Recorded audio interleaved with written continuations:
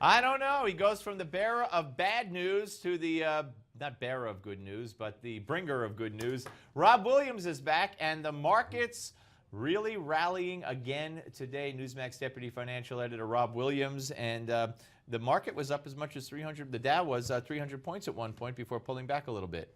Yeah, it really got off to a great start this morning on really good company earnings and good data out of Europe. So everyone was buoyed by that.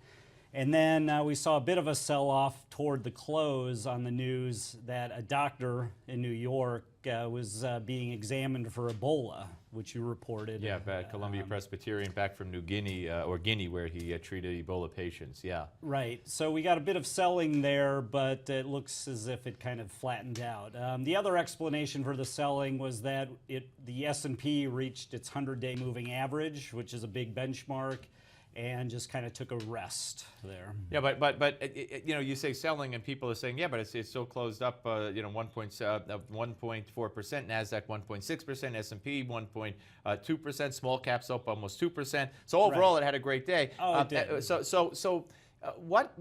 What's changed in the last, you know, from last week to this week? Corporate is it just a good earnings? And they haven't all been good. There have been disappointments. Right. Well, yeah, I think, I think a lot of fear entered the market last week. And did the subsiding of the Ebola issue until now, did that help it along? Like nobody else in Dallas got it after 21 days, or at least many of them didn't. So a sigh of relief?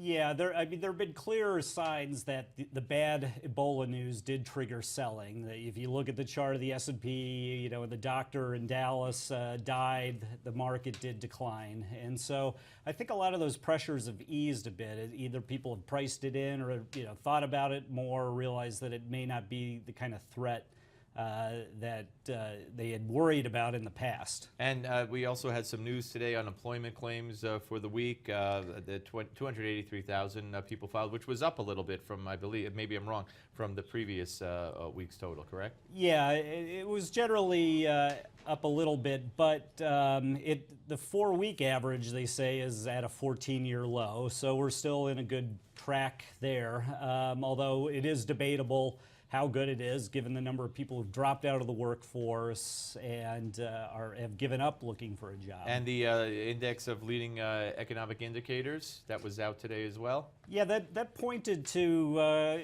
good growth ahead, or a continued glide path ahead. We saw things like building permits, a lot of these indicators that they look at that try to get an indication of what we can expect. Factory orders, consumer orders, and all of those looked pretty positive. And I don't know that Facebook has reported yet, but I know they went up about 2%. They've reached. I think at one point they reached an all-time high. They went over $80 a share, and it was down, as some people know, at one point after the initial offering, down to 19 and change. Right. Well, yeah, we're still waiting on the Facebook results. The results that we did get after hours were Amazon, and the stock tanked by 10%. We just saw. Well, they don't make much profit, do they? No, their loss exploded tenfold in the last year, and the company continues to disappoint. It's spending a lot of money on various initiatives, just developing its streaming business, its unlimited ebook rental business, its handheld grocery ordering business, and some people are worried, is the company spreading itself too thin and trying to do all this stuff? And Caterpillar up, and Apple another 2% gain. Maybe Carl Icahn was right. Maybe it's going to double.